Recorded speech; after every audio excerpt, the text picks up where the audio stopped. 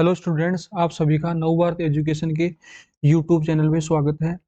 जैसा कि मित्रों आपको बताया, हमने पिछली क्लास के अंदर प्रॉफिट एंड लॉस को कंप्लीट किया है और आज की क्लास के अंदर हम समय और दूरी को स्टार्ट करेंगे।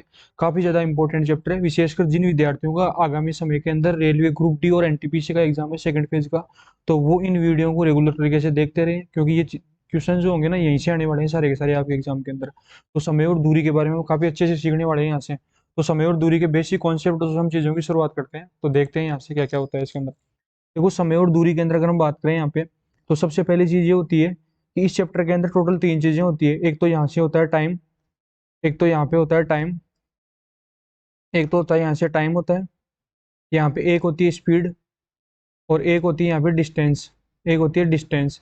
ये टोटल यहाँ पे तीन चीज़ें होती है। और आपको पता है यहाँ पे अगर मैं बात करूँ तो टोटल यहाँ से अगर मैं जैसे डिस्टेंस की बात करूँ तो दूरी बराबर क्या होता है आपको पता होगा इस बात का।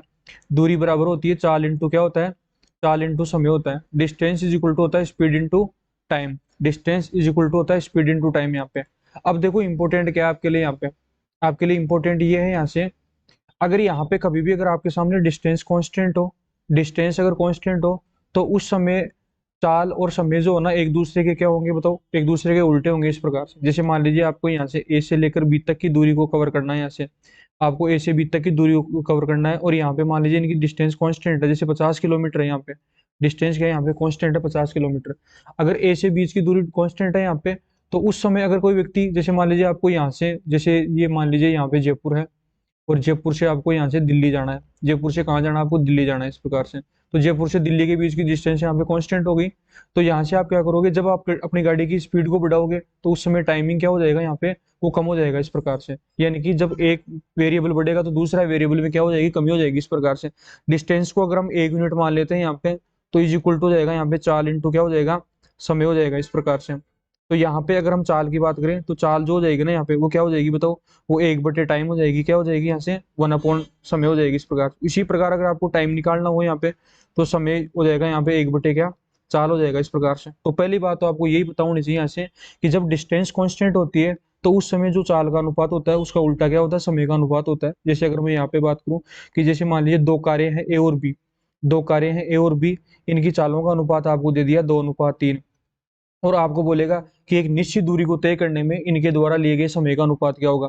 तो यहाँ पे ये इनके चाल का अनुपात आ गया। अगर मैं टाइमिंग के अनुपात की बात करूँ तो समय का अनुपात इसका रिवर्स हो जाएगा, उल्टा हो जाएगा। तो यहाँ पे ये अभी फिलहाल इस कंडीशन में है, ये 2/1 है, ये 3/1 है, तो इसका उल्टा करोगे तो ये 1/2 हो जाएगा यहाँ पे, और ये हो जाएगा यहाँ पे 1/3 हो जाएगा इस प्रकार से। तो 2 और 3 का एलसीएम कितना आ गया, यहाँ से 6 आ गया। तो इनको 6 से मल्टीप्लाई करो दोनों जगह पे, तो ये यहाँ पे 3 बार कट जाएगा, तो ये 3 और ये कितना हो जाएगा यहाँ पे 2, तो ये 3:2 हो जाएगा इस प्रकार से। तो याद रखना, अगर डिस्टेंस कांस्टेंट हो तो उस समय जो चालों का अनुपात होगा उसका उल्टा समय का अनुपात होगा यहाँ से। ये इंपॉर्टेंट बात है यहाँ से आपके लिए। यानी कि अगर जैसे मान लीजिए 3 कारें हैं एबीसी, इनकी चालों का अनुपात 1:2:3 है, और इनके द्वारा लिए गए, ये तो इनके चालों का अनुपात हो गया। एक निश्चित दूरी को तय करने में डिस्टेंस कांस्टेंट होना चाहिए, उस समय समय का अनुपात क्या होगा। तो अगर समय का अनुपात आपको निकालना हो तो उस कंडीशन के अंदर आप इसका उल्टा करोगे यहाँ पे, और उल्टा करने का जो तरीका होता है ना यहाँ पे, इन तीनों संख्याओं का एलसीएम ले लो, कितना आ गया यहाँ पे 6 आ गया। अब 6 में अब 1 का भाग 2 तो 6, 6 में 2 का भाग दे दो 3, और इसमें भाग दे तो कितना हो गया यहाँ पे 2। तो ये इनके टाइमिंग का रेशियो आ गया इस प्रकार से। तो पहली बात हमने आपको क्या सिखाई है, पहली बात यही सिखाई है कि जब डिस्टेंस अगर कांस्टेंट हो तो उस समय क्या होता है, उस समय जो चालों का अनुपात होगा ना उसका उल्टा क्या होगा, समय का अनुपात होगा यहाँ से। ये पहली इंपॉर्टेंट बात है आपके लिए यहाँ पे। अब देखो दूसरी इंपॉर्टेंट बात क्या है आपके लिए यहाँ पे, वो भी देखिए यहाँ पे। आपको मैंने क्या बताया कि दूरी जो होती है ना, दूरी वो बराबर होती है किसके, 4 इंटू समय के बराबर होती है। 4 इंटू किसके बराबर होती है, समय के बराबर होती है। अगर यहाँ से चाल को अगर हम कांस्टेंट कर दें, चाल को अगर हम कांस्टेंट कर दें यानी कि चाल फिक्स कर दें, तो उस कंडीशन के अंदर क्या हो जाएगा बताओ, जो दूरी का अनुपात होगा वही क्या होगा, समय का अनुपात होगा। या जो समय का अनुपात होगा वो क्या होगा, दूरी का अनुपात होगा। जैसे मान लीजिए दो गाड़ियां हैं, पहली गाड़ी 50 किलोमीटर प्रति घंटे की रफ्तार चल रही है और दूसरी गाड़ी भी 50 किलोमीटर प्रति घंटे की रफ्तार से चल रही है यहाँ पे। तो बताओ इनमें से सबसे ज्यादा, अगर मैं बात करूँ, चालें दोनों ही कांस्टेंट है यहाँ पे, तो सबसे ज्यादा दूरी कौन सी तय करेगी। तो आप बोलोगे जो कार जितने ज्यादा समय तक चलेगी ना, वही क्या होगी, सबसे ज्यादा दूरी तय करेगी इस प्रकार से। यानी कि अगर मैं आपको बोल दूं कि दो कारों के द्वारा लिए गए एक निश्चित जैसे आपको बोल देगा कि निश्चित चाल से दो कारों के द्वारा लिए गए समय का अनुपात आपको बोल देगा कि 2:3 है, टाइमिंग का रेशियो। टाइमिंग का जो रेशियो है ना यहाँ पे वो 2:3 दे देगा आपको यहाँ पे। तो बताओ इनके द्वारा तय की डिस्टेंस का अनुपात क्या होगा, तो वो 2:3 ही रहेगा यहाँ पे। यानी कि जिसने जितना टाइम ज्यादा लिया ना उतनी ज्यादा चल पाई होगी इस प्रकार से। तो यहाँ पे दूसरा केस क्या हो गया, जब साल कांस्टेंट हो तो उस समय दूरी का अनुपात ही क्या होगा, समय का अनुपात होगा। लेकिन तीसरी जो कंडीशन होती है ना आपके यहाँ पे, उसके अंदर भी दूरी बराबर 4 समय लगा के हम चीजों को देखेंगे एक बार। तो यहाँ पे अगर आपको सोल्व करना है तो आप क्या करोगे यहाँ पे, अगर यहाँ पे समय कांस्टेंट है ना यहाँ से, तो वही बात हो जाएगी, जो दूरियों का अनुपात होगा वही क्या होगा, चालों का अनुपात होगा इस प्रकार से। यानी कि समय कांस्टेंट है, जैसे मैं आपको बोलूं कि दो व्यक्तियों को मैंने बोलूं कि आपको एक एक घंटे के लिए चलना है, तो एक एक घंटे के लिए चलना, तो समय को मैंने कांस्टेंट कर दिया इस प्रकार से। तो कौन सा व्यक्ति बताओ ज्यादा चल पाएगा, कौन सा व्यक्ति मतलब ज्यादा दूर तय करेगा, जिस व्यक्ति की चाल ज्यादा होगी वो ज्यादा दूर तय कर पाएगा। जैसे एक व्यक्ति की चाल 50 किलोमीटर प्रति घंटे है और एक व्यक्ति की चाल 60 किलोमीटर प्रति घंटा है, तो कौन सा व्यक्ति ज्यादा चल पाएगा, तो जिस व्यक्ति की चाल ज्यादा है वो ज्यादा चल पाएगा इस प्रकार से। तो यहाँ पे आपके सामने तीन कॉन्सेप्ट, तीन चीजें आ गई आपके सामने। पहली चीज, जब डिस्टेंस कांस्टेंट हो, जब डिस्टेंस क्या हो बताओ, कांस्टेंट हो, डिस्टेंस कांस्टेंट हो, तो उस समय क्या हो जाएगा, चाल का उल्टा क्या हो जाएगा, समय का अनुपात हो जाएगा। जो चालों का अनुपात होगा उसका उल्टा क्या होगा, समय का अनुपात होगा। और दूसरी कंडीशन के अंदर अगर चाल कांस्टेंट हो, चाल अगर कांस्टेंट हो तो उस समय दूरी का अनुपात होगा, वही क्या होगा बताओ, वही समय का अनुपात हो जाएगा इस प्रकार से। और तीसरी कंडीशन के अंदर अगर हम बात करें, तीसरी कंडीशन के अंदर अगर हम बात करें तो उस समय क्या होगा बताओ, जो समय का अगर समय कांस्टेंट हो, समय अगर कांस्टेंट हो तो उस कंडीशन में क्या होगा बताओ, जो दूरी का अनुपात होगा वही क्या होगा बताओ, वही चाल का अनुपात होगा यहाँ पे। तो ये तीन कॉन्सेप्ट आपको हमेशा याद रखने हैं इसके अंदर। इसे आगे देखते हैं। अब यहाँ पे देखिए अगली इंपॉर्टेंट बात यहाँ से, अब देखो यहाँ से इसके अलावा भी आपको काफी सारी चीजें की रिक्वायरमेंट होगी इन चीजों को सोल्व करने के लिए। तो जो जो इंपॉर्टेंट बातें हैं ना वो मैं अभी बता रहा हूँ, बाकी और जो जो काम की बातें होगी ना वो जहां जहां मैं क्वेश्चन कराऊंगा ना वहां वहां समझाता रहूंगा इसके अंदर। इसलिए आप इन वीडियो पे रेगुलर बने रहे। आपका मैं जो समय और दूरी, रेलगाड़ी और नावड़ धारा, इन तीनों चैप्टरों के कॉन्सेप्ट को मैं बिल्कुल क्लियर कर दूंगा यहाँ पे, क्योंकि तीनों के सेम कॉन्सेप्ट होते हैं। ये तीनों चैप्टर समय, दूरी और चाल पर आधारित होते हैं। अब देखो एक इंपॉर्टेंट कॉन्सेप्ट ये होता है कि अगर चाल आपको किलोमीटर प्रति घंटे में दी हुई हो, अगर चाल आपको किलोमीटर प्रति घंटे में दी हुई हो और उसको अगर आपको मीटर पर सेकंड में अगर बदलना हो, तो उस कंडीशन के अंदर आपको क्या करना पड़ेगा, 5/18 से मल्टीप्लाई करना पड़ेगा। क्या करना पड़ेगा, 5/18 से मल्टीप्लाई करना पड़ेगा। और अगर कभी भी आपको चाल मीटर पर सेकंड के अंदर अगर दी हुई हो, उसको अगर आपको किलोमीटर प्रति घंटे में अगर बदलना हो, तो उस समय आप किससे गुणा करोगे, इसको बताओ, 18/5 से गुणा करोगे। किससे गुणा करोगे, 18/5 से गुणा करोगे यहाँ पे। अब देखो ये क्यों करते हैं, इसका कारण मैं आपको बता देता हूँ यहाँ पे। जैसे किलोमीटर प्रति घंटे का जो मतलब होता है ना यहाँ पे, वो ये होता है कि इसका मतलब होता है कि 1 किलोमीटर/1 घंटे के अंदर, यानी कोई व्यक्ति 1 घंटे के अंदर 1 किलोमीटर चलता है। तो अब किलोमीटर को अगर आप मीटर में चेंज करोगे, तो किलोमीटर को मीटर में चेंज करने के लिए 1000 से गुणा करते हैं। अगर कभी भी आपको किलोमीटर को अगर आपको मीटर में चेंज करना हो, तो उस समय हम क्या करते हैं, 1000 से मल्टीप्लाई करते हैं इसको। तो यहाँ से 1 किलोमीटर में कितने मीटर हो गए, 1000 मीटर हो गए इस प्रकार से। उसके बाद में अगर आपको घंटे को अगर आपको मिनट में चेंज करना है, तो किससे गुणा करोगे, 60 से गुणा करोगे। और अगर आपको मिनट को किस में चेंज करना है, अगर सेकंड में चेंज करना है, तो भी 60 से गुणा करोगे यहाँ पे आप। लेकिन अगर घंटे को अगर आपको सीधे सेकंड में चेंज करना है, तो उसके लिए देखो घंटा मिनट में चेंज होने 60 से गुणा, फिर मिनट गुणा होगा तो इससे, तो यहाँ पे 60 × 60 से गुणा करोगे इसको। किससे, 60 × 60 से गुणा करोगे। जब इसको रिजल्ट को आप सोल्व करते हो ना ऐसे, तो आपके पास में जैसे ये 3 बार कट गया और ये 5 बार कट गया, तो ये हो गया 36/18, तो ये 5/18 आ गया इस प्रकार से। यानी कि किलोमीटर प्रति घंटे को मीटर प्रति सेकंड में बदलने के लिए 5/18 से गुणा करते हैं। लेकिन अगर आपको मीटर पर सेकंड को अगर वापस बदलना हो ना, किसमें, किलोमीटर प्रति घंटे में, तो उसके लिए हम क्या काम करते हैं, तो देखो मीटर को अगर किलोमीटर में बदलना हो ना, मीटर को अगर आपको किलोमीटर में बदलना हो, तो उस कंडीशन के अंदर हम क्या करते हैं बताओ, 1000 का भाग देते हैं। किसका, 1000 का भाग देते हैं मीटर के अंदर यहाँ पे। ये इंपॉर्टेंट बात है आपके लिए यहाँ पे। तो यहाँ पे 1 मीटर था, मीटर का मतलब 1 मीटर/1 सेकंड है यहाँ पे। तो 1 मीटर को अगर किलोमीटर में बदलोगे तो 1000 का भाग दोगे इसके अंदर। उसके बाद में सेकंड है, और सेकंड को अगर आपको मिनट में बदलना हो ना, तो इसके अंदर हम 60 का भाग देते हैं। और अगर सेकंड को अगर वापस अगर घंटे में बदलना हो ना, तो 1/60 × 60 का भाग देना पड़ेगा आपको इसके अंदर। 1/60 × 60 का भाग देना पड़ेगा, 60 × 60 का भाग देना पड़ेगा इस प्रकार से। अब आप इसको सोल्व कर लीजिए इस प्रकार से, तो 1/1000 नीचे आ जाएगा यहाँ पे, एक अपनी जगह रहेगा और ये बट्टे बटा ऊपर चला जाएगा इस प्रकार से, 60 × 60 यहाँ से। तो ये यहाँ पे 1 0 से 1 0 कट गया, और इस 1 0 से यहाँ पे ये 1 0 कट गया इस प्रकार से। तो ये 36/10, इसको काटोगे तो कितना आ गया बताओ, 18/5 आ गया इस प्रकार से। तो ये काफी इंपॉर्टेंट है आपके लिए यहाँ पे। तो मैंने दो इंपॉर्टेंट बातें आपको क्या क्या बताई है। एक बात तो मैंने ये बताई कि किलोमीटर प्रति घंटा है, इसको अगर आपको मीटर पर सेकंड में बदलना हो, तो ये किलोमीटर प्रति घंटा 5/18 से गुणा हो जाएगा और उत्तर आपको मीटर पर सेकंड में देगा। जैसे आपको दे दिया 72 किलोमीटर प्रति घंटा, आपको क्या दे दिया, 72 किलोमीटर प्रति घंटा आपको दिया हुआ है, और इसको आपको मीटर पर सेकंड में बदलना है, तो इसको आप 5/18 से गुणा कर दीजिए। मीटर पर सेकंड में माना जाएगा 18 चौक 72, यहाँ पे 5 चौका 20, यह आ जाएगा 20 मीटर प्रति सेकंड आ जाएगा इस प्रकार से। यहाँ तक समझ में आई बात आपको। उसके बाद में अगर आपको जैसे मान लीजिए मीटर पर सेकंड को अगर बदलना हो ना, मीटर पर सेकंड को किसको, किसमें, किलोमीटर प्रति घंटे के अंदर, तो उस कंडीशन के अंदर आप क्या करोगे बताओ, आप इसको 18/5 से मल्टीप्लाई करोगे, तो यहाँ पे 20 इंटू ये हो जाएगा 18/5 बराबर 5 चौका 20 बराबर हो जाएगा 72 किलोमीटर प्रति घंटा हो जाएगा इस प्रकार से। तो ये काफी इंपॉर्टेंट कॉन्सेप्ट थे आपके लिए यहाँ पे, ये काफी इंपॉर्टेंट कॉन्सेप्ट थे जो आपको हमेशा पता होना चाहिए यहाँ से। इसके बाद में अगर हम आगे की बात करें, आगे की अगर मैं यहाँ से बात करना चाहें तो इतनी बात आपको समझ में आ गई होगी शायद मेरे हिसाब से। इसके आगे की जो बातें होती है ना यहाँ पे, उसके अंदर हम क्वेश्चनों से समझते रहेंगे आगे वाली चीजें, तो आसान है यहाँ से। तो पहले क्वेश्चन से हम शुरुआत करते हैं चीजों की, और पहला क्वेश्चन दिया हुआ है कि एक व्यक्ति 10 मिनट में 1 किलोमीटर चलता है, तो उसकी गति किलोमीटर प्रति घंटे में ज्ञात कीजिए, क्या होगी। तो देखो ये प्रश्न रेलवे एनटीपीसी में आया हुआ है 2016 के अंदर, जो प्री का एग्जाम हुआ था उसके अंदर दिया हुआ है कि एक व्यक्ति 10 मिनट में 1 किलोमीटर चलता है। तो सबसे पहली चीज यहाँ पे आप देखिए कि व्यक्ति जो का जो समय दिया हुआ है ना, वो समय दिया हुआ है कितना, 10 मिनट, यानी कि व्यक्ति 10 मिनट तक चलता है, और 10 मिनट में कितनी दूरी तय करता है बताओ। दूरी दी हुई है यहाँ पे, कितनी दूरी कितनी दी हुई है यहाँ पे बताओ, दूरी यहाँ पे दी हुई है 1 किलोमीटर। अब आप मेरे को एक चीज बताइए, इस चैप्टर में टोटल 3 ही चीजें होती है, समय, दूरी और चाल। जब आपके पास में समय और दूरी हो तो आपको चाल पूछेगा, और चाल बराबर क्या होता है बताओ, चाल बराबर होता है दूरी बटे समय, यानी कि डिस्टेंस अपॉन क्या होता है यहाँ से, टाइम होता है। अब एक चीज ये देखिए यहाँ पे, इस चैप्टर के अंदर 2 इंपॉर्टेंट बातें होती है, एक कॉम्बिनेशन तो किलोमीटर प्रति घंटे का होता है, और एक कॉम्बिनेशन होता है मीटर प्रति सेकंड का। तो यहाँ से सबसे पहला काम आपका यही है कि आप यूनिट को हमेशा समान करें, और काफी सारे विद्यार्थियों की समस्या ये रहती है कि वो यूनिट को समान नहीं कर पाते हैं। इसलिए याद रखना, अगर आपको उत्तर निकालना मीटर पर सेकंड में, तो इन दोनों को, इस ये वैल्यू सेकंड में चेंज होनी चाहिए और ये वैल्यू मीटर पर सेकंड में चेंज होनी चाहिए। अगर उत्तर आपको किलोमीटर प्रति घंटे में निकालना है तो ये किलोमीटर में, तो इसको किलोमीटर में ये समय को आप घंटे में चेंज कर दीजिए, तो यहाँ पे आसानी से कर पाएंगे। दूरी 1 किलोमीटर है यहाँ से, और व्यक्ति का जो समय आ जाएगा ना यहाँ पे, ये आ जाएगा 10 मिनट, लेकिन 10 मिनट नहीं चलेगा यहाँ पे, इसको घंटे में तब्दील करना पड़ेगा यहाँ पे। तो ये आवर्स में हो गया इस प्रकार। तो ये आ गया, ये एक एक अपनी जगह पे, और ये बट्टे बट्टा ऊपर जाएगा तो 6 से गुणा हो जाएगा यहाँ पे। तो ऊपर तो किलोमीटर है और नीचे घंटा हो गया, तो इसकी चाल जो आ गई यहाँ पे वो 6 किलोमीटर प्रति घंटा आ गई इस प्रकार से। तो ये आसान क्वेश्चन था, इसका आंसर जो होगा ना यहाँ पे सी होगा इस प्रकार से।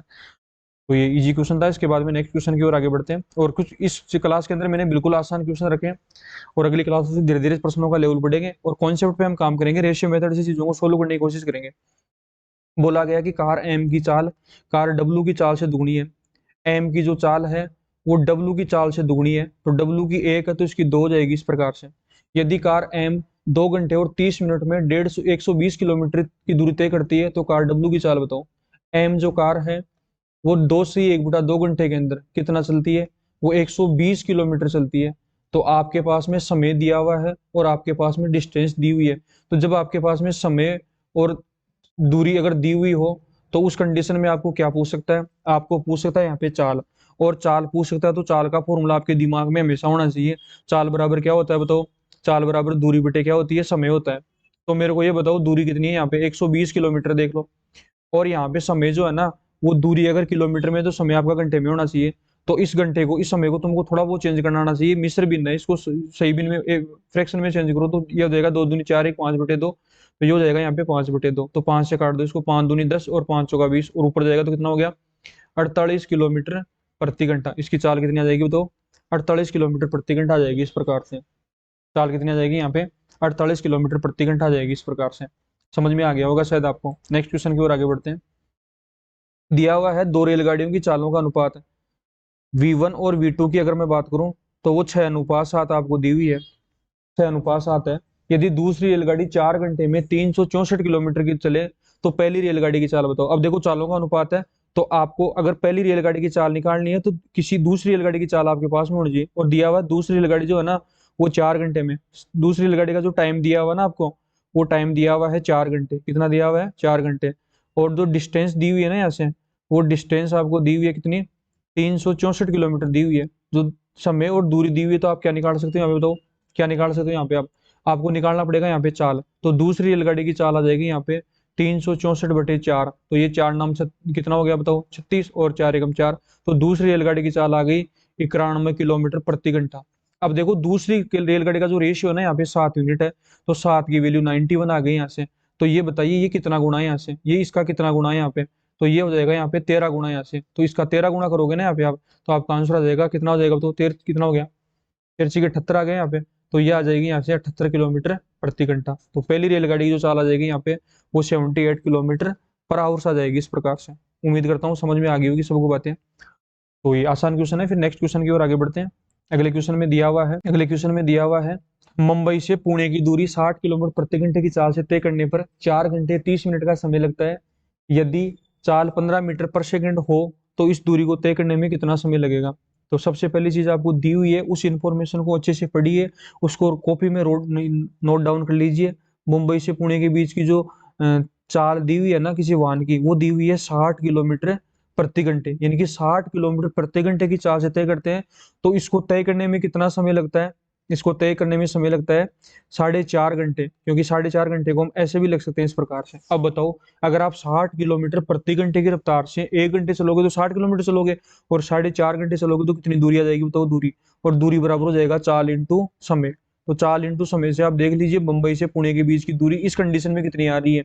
तो 60 इंटू हो जाएगा यहाँ पे 4 दूनी 8 रेग 9/2, इसको 9/2 लिख सकते हो। ये 4 दूनी 8 रेग 9/2, तो ये 9/2 हो जाएगा इस प्रकार से। 2 से काट दो सीधा, यहाँ पे ये कितना हो जाएगा 30, और 9 × 27। तो यहाँ पे जो दूरी आ गई वो कितनी आ गई यहाँ से, 270 किलोमीटर आ गई। यहाँ पे आपको बोला गया है कि यदि चाल 15 मीटर पर सेकंड हो तो कितना टाइम लगेगा। अब देखो दूरी तो हमने निकाल दी यहाँ से कितनी, 270 किलोमीटर। और आपको बोला गया है कि अगर हम चाल को ये रख दें क्या, 15 मीटर प्रति सेकंड रख दें यहाँ से, प्रति सेकंड रख दें यहाँ से, तो हम कैसे हल करेंगे। यहाँ पे देखो दूरी चाल आगे तो हम समय निकाल पाएंगे, यहाँ पे बिल्कुल इजीली निकाल पाएंगे यहाँ पे। तो यहाँ से इसको आपको चेंज करना पड़ेगा किलोमीटर प्रति घंटे में। तो देखो दो तरीके हैं आपके पास में, या तो आप यहीं पे चेंज कर दो इसको 15 इंटू, अब बताओ अभी थोड़ी देर पहले मैंने बता दिया कि मीटर पर सेकंड को किलोमीटर प्रति घंटे में कैसे गुणा चेंज करते हैं, 18/5 से गुणा करके। ये 5 × 15 हो जाएगा यहाँ से, तो ये हो जाएगा यहाँ से, ये 3 बार कट जाएगा ऊपर की तरफ यहाँ, तो 54 किलोमीटर प्रति घंटा आ गई इस प्रकार से। कितनी आ गई, 54 किलोमीटर प्रति घंटा। तो यहाँ से समय बराबर हो जाएगा दूरी बटे चाल। तो दूरी बटे चाल अगर यहाँ पे लगाओगे तो 270 बटे कितना हो जाएगा, 54 हो जाएगा इस प्रकार से। काट दो इसको यहाँ पे, कितना हो जाएगा बताओ, यहाँ से 9 से कट जाएगा, 9 से की 54, 9 × 27, 3 × 5 = 15, यहाँ से आ जाएगा 5 घंटे।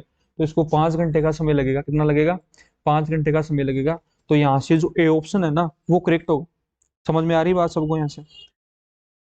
तो क्वेश्चन का लेवल बिल्कुल आसान है, ऐसे क्वेश्चन आपका कॉन्फिडेंस बढ़ाएंगे। ये सारे के सारे क्वेश्चन पिछली जो रेलवे एनटीपीसी के पेपर हुए हैं ना उनमें सब में आए हुए क्वेश्चन है। तो आप देख लीजिए, अगर आप ऐसे क्वेश्चनों को हल कर पा रहे हो तो आप जो मॉडरेट क्वेश्चन आपके सामने आएंगे ना उनको हल कर पाओगे आसानी से। अगर नहीं कर पा रहे हो तो अपने कॉन्सेप्ट को सुधारिए, और जो क्वेश्चन मैं आपको यहाँ पे करा रहा हूँ उन पे और अच्छे से प्रैक्टिस कीजिए, चीजें आपके लिए आसान हो जाएगी। देखो नेक्स्ट क्वेश्चन में क्या दिया हुआ है, कार ए से दुगनी गति से दौड़ रही है। कार जो बी है ना और कार ए की अगर मैं बात करें, तो कार ए से दुगनी गति से दौड़ रही है। कार ए से दुगनी गति से, तो कार ए से दुगनी गति से दौड़ रही है, तो यहाँ से इनकी जो स्पीड आ गई ना वो स्पीड का अनुपात आ गया कितना, 1:2 आ गया इस प्रकार से। यदि कार ए के बारे में बोला गया है कि वह 1.5 घंटे के अंदर 90 किलोमीटर की दूरी तय करती है, तो कार बी की गति क्या होगी। देखो इससे आसान क्वेश्चन क्या हो सकता है आपके लिए, आप है ना, आपको समय दिया हुआ है 1.5 घंटे और आपको दूरी दी हुई है। जब आपके पास में समय और दूरी हो तो आप चाल निकाल सकते हो क्या, बिल्कुल निकाल सकते हो। चाल बराबर दूरी बटा समय होता है। बस ऐसे ही सोचा करो यहाँ पे आप, अगर जैसे मैं बता रहा हूँ वैसे इमेजिनेशन कर पाओगे ना तो चीजें आपके लिए आसान हो जाएगी। तो दूरी तो होगी 90 किलोमीटर, और यहाँ पे जो ये है ना, ये 2 × 2 और 1 3/2 हो जाएगा इस प्रकार से। तो इसको काट दो यहाँ पे, ये हो जाएगा यहाँ पे 60 किलोमीटर प्रति घंटा। तो यहाँ पे इसकी जो चाल आ जाएगी ना यहाँ पे वो 60 किलोमीटर प्रति घंटा आ गई एक की। तो एक की चाल कितनी आ गई, 60 किलोमीटर प्रति घंटा आ गई। अब बताओ एक की चाल 60 किलोमीटर, एक का कितना गुना है, 60 गुना। तो ये भी इसका डबल, देखो इसकी इससे डबल चाल है ना इसकी यहाँ पे, तो इसको 60 से गुणा कर दो, इसकी चाल आ जाएगी यहाँ पे 120 किलोमीटर प्रति घंटा। तो कार बी की जो चाल आ जाएगी ना यहाँ पे वो 120 किलोमीटर प्रति घंटा आ जाएगी इस प्रकार से।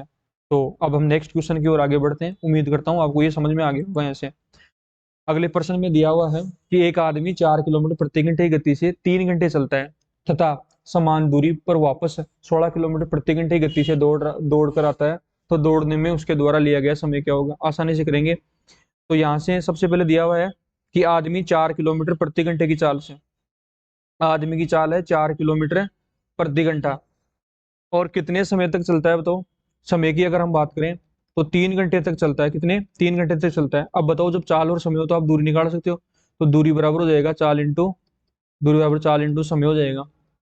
तो यहाँ पे चाल की बात करें तो 4 इंटू ये 3 बराबर हो जाएगा 12 किलोमीटर। डिस्टेंस कितनी आ गई यहाँ से? 12 किलोमीटर आ गई। इस प्रकार से अब बोला गया कि इस दूरी को वह अगर 16 किलोमीटर प्रति घंटे की चाल से अगर दौड़ करके पूरी करें तो कितने समय होगा। तो देखो दूरी तो आपके सामने वही आ गई 12 किलोमीटर।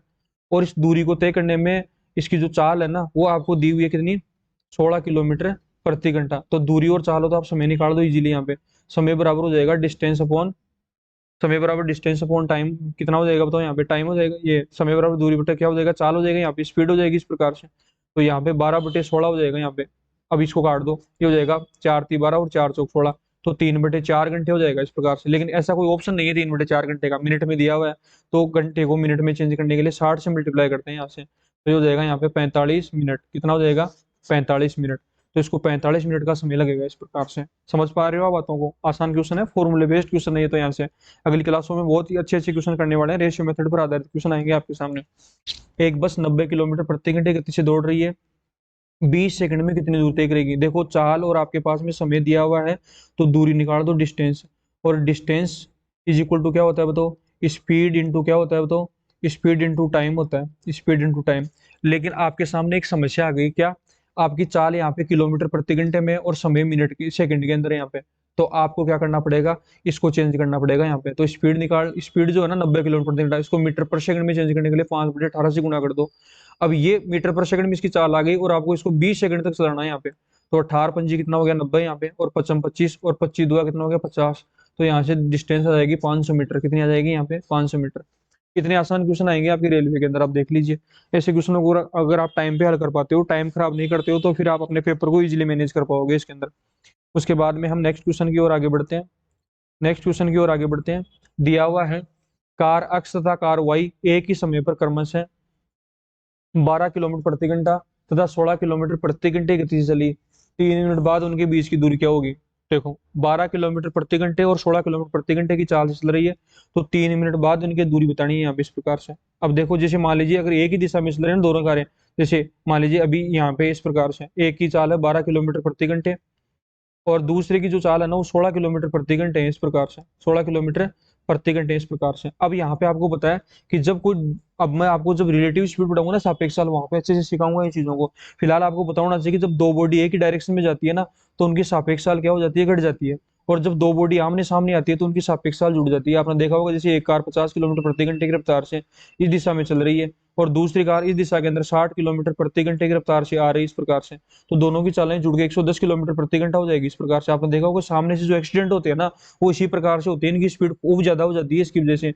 और जैसे आपने कई बार देखा होगा जैसे इधर से कोई वाहन 60 की रफ्तार से आ जा रहा है, वो पीछे से अगर 90 की रफ्तार से आ रहा है, तो अगर ये इसको एक्सीडेंट करता है तो उसे 30 की रफ्तार से एक्सीडेंट करता है, तो ज्यादा कोई नुकसान नहीं होता है यहाँ पे। तो ये आप याद रखना यहाँ पे आप। तो यहाँ से अगर ये समान दिशा में चल रहे हैं ना इस प्रकार से, तो इनकी सापेक्ष चाल घट जाएगी और चाल कितनी आ जाएगी यहाँ पे? 4 किलोमीटर प्रति घंटा आ जाएगी इस प्रकार से। सापेक्ष चाल का मतलब होता है पहले के मुकाबले दूसरे की चाल, या दूसरे के मुकाबले पहले की चाल क्या है इस प्रकार से। ये आपको देखना है यहाँ पे। तो यहाँ से चाल आ गई 4 किलोमीटर प्रति घंटा यहाँ पे, और आपको बोला गया है कि 3 मिनट बाद इनके बीच की दूरी क्या होगी। तो चाल और समय दिया हो तो दूरी निकाल दो यहाँ से। अब दूरी बराबर होता है चाल इंटू समय। लेकिन एक बहुत इंपॉर्टेंट बात मैं आपको फिर दोबारा बता दूं कि अगर चाल किलोमीटर प्रति घंटे में है और समय मिनट में है तो ये कॉम्बिनेशन नहीं है आपका यहाँ पे। इस कॉम्बिनेशन को सही सेट करो। चाल को मीटर पर सेकंड में चेंज कर दो 5/18 से गुणा करके, और समय मिनट में है तो ये सेकंड में चेंज होगा 60 से गुणा करने पर। इसको सोल्व कर लीजिए। 3 से गया 6 बार, 3 से 18, 6 से गया 10 बार यहाँ पे। तो 20 × 10 बराबर कितना हो जाएगा? 200 मीटर। तो आपको तीन बोला गया है 3 मिनट बाद इनके बीच की दूरी कितनी होगी, तो 200 मीटर आपका आंसर होगा यहाँ से। इसके बाद में हम अगले क्वेश्चन की ओर आगे बढ़ते हैं। और क्वेश्चन में आपको दिया हुआ है 3 कारों की चालों के अनुपात है 2:3:4। समान दूरी तय करने में इनके द्वारा लिए गए समय का अनुपात। अभी थोड़ी देर पहले जब मैंने चैप्टर की शुरुआत की है आपके सामने, तो बताया है कि दूरी बराबर चाल गुणा क्या होता है? समय होता है। और मैंने ये भी आपको बता दिया अगर समय आपका, दूरी अगर आपकी कांस्टेंट हो ना, तो उस समय जो चाल का अनुपात होता है ना उसका उल्टा अनुपात किसका होता है बताओ? समय का होता है। इनवर्सली प्रोपोर्शनल टू होता है, विद कर्मानुपाती होता है। ये आप याद रखना। तो ये क्वेश्चन पिछली बार महिला सुपरवाइजर के पेपर में पूछा गया था, जो आंगनबाड़ी में वैकेंसी आती है। तो यहाँ पे आपको दिया हुआ है कि इनके जो चालों का अनुपात है ना, ये चालों का अनुपात है 3 कारों का 2:3:4। और समान दूरी को तय करने में इनके द्वारा लिए गए समय का अनुपात क्या होगा? तो समय का अनुपात उल्टा हो जाएगा यहाँ पे। तो उल्टा करने के खूब सारे तरीके होते हैं यहाँ पे, एक तरीका नहीं, कम से कम 5 या 6 तरीके मैं बता सकता हूँ आपको। एक तरीका तो आपके पास में ये है, एक तरीका सबसे बेस्ट तरीका तो देखो ये है, यहाँ पे 2, 3 और 4 का आप एलसीएम ले लो, कितना हो गया यहाँ से? इनका एलसीएम आ गया यहाँ पे 12, और 12 में आप 2 का भाग दो, कितना आ गया? 6। 12 में 3 का भाग दो, यहाँ पे 4 आ गया, और 12 में 4 का भाग दो, 3 आ गया। तो 6:4:3 आ गया इस प्रकार से, 6:4:3 आ गया यहाँ पे टाइमिंग का रेशियो इस प्रकार से। तो कौन सा ऑप्शन है यहाँ पे? ये ऑप्शन है। या आपको पता है चाल 1/में होती है यहाँ पे, तो अगर यहाँ पे समय का अनुपात निकालो तो ये 1/2 हो जाएगा, यहाँ पे ये 1/3 हो जाएगा, और ये 1/4 हो जाएगा। अब यहाँ पे क्या करते हैं, जब भी आपके सामने फ्रैक्शन बन जाए ना कहीं पे भी, तो आप हमेशा याद रखना नीचे वाली जो संख्या होती है ना, उसका एलसीएम लेके इस फ्रैक्शन को हटा दो यहाँ से, चीजें बिल्कुल आसान हो जाएगी आपके लिए। यहाँ पे चीजें क्या हो जाएगी आपके लिए? बिल्कुल आसान। तो यहाँ से इनका एलसीएम कितना आ गया बताओ?